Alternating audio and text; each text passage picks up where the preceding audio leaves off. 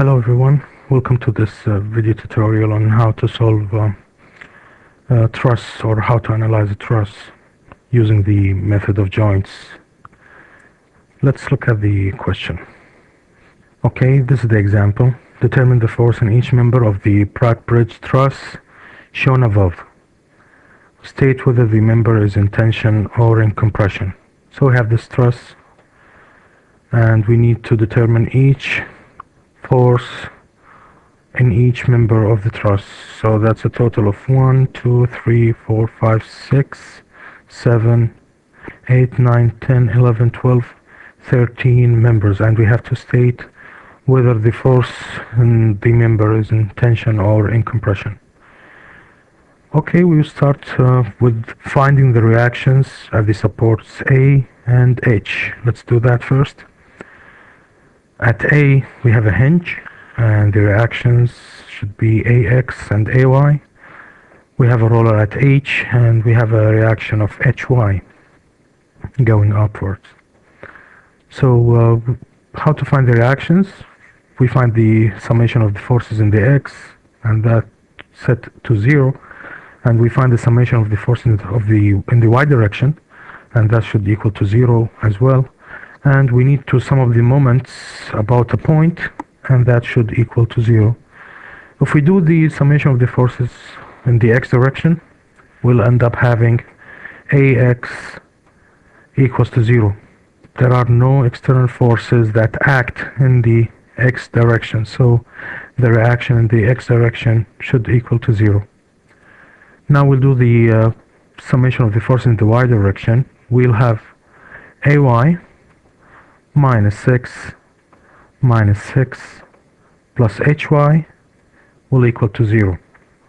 Or simply we can write it AY plus HY equals to 12. And that should give us the first equation. The third equation is the summation of the moment about a point.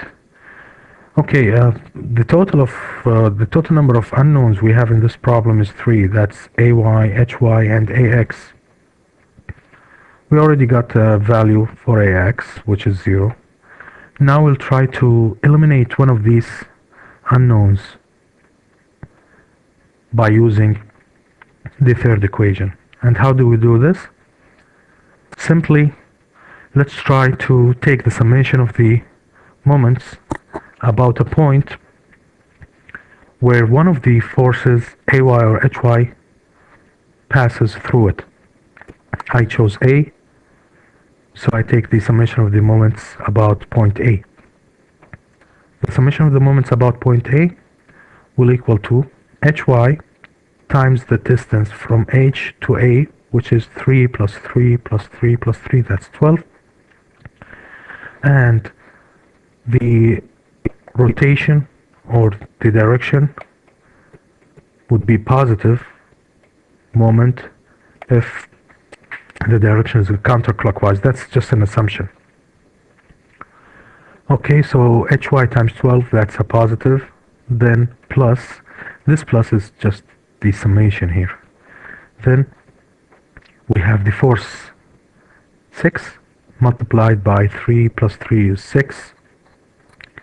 So this force is going this way,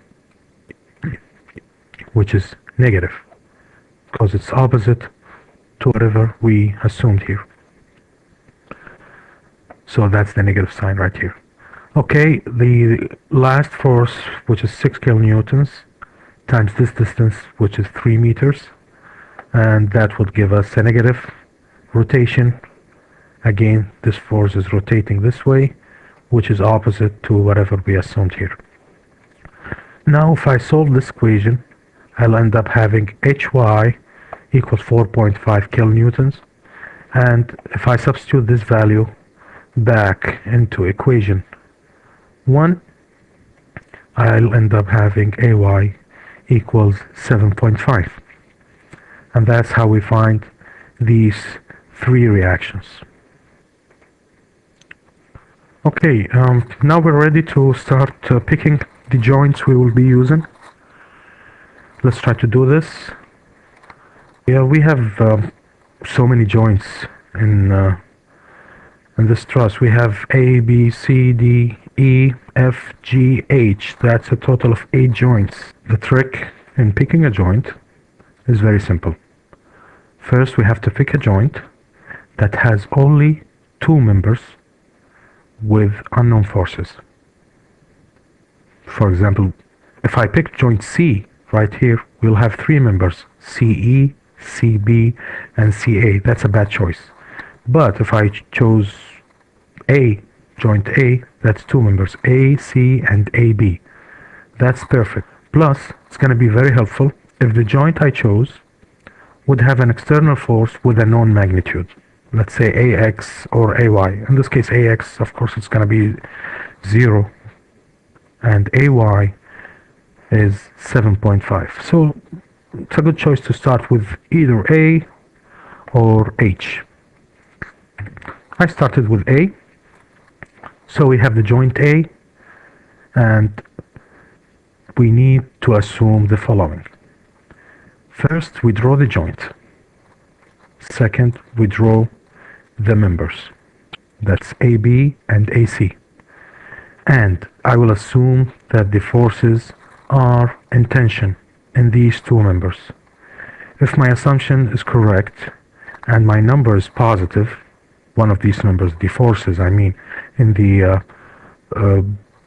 members. Let's say we have AB, and I did the calculations and everything, and I got a positive value for AB. That means my assumption is correct, and the force is in tension in AB. And if I got a negative, that means the force is in compression. Okay, so draw the joint, draw the members, and draw the arrows pointing away from the joint. Third, we will add the external force to our joint. Now, in order for me to apply the equations of equilibrium, that's sigma fx and sigma fy, all of my forces should be either along the x or the y. So all I do is just resolve the AB force, for example, to its components. So the components of the forces that's shown right here, it's 4/5 times AB. That's the y component, and the x component is 3/5 AB. And of course, AC is already resolved. It has only one component, which is along the x direction, the positive x, and the 7.5, the reaction AY, is acting along the positive y. So now I'm ready to use my equilibrium equations. Let's do the sigma fx. We have AC, that's the AC, plus 3/5 AB, that should equal to 0. So that's my first equation. Second equation would be 7.5 plus 4/5 AB, and that's equal to 0. It's right here.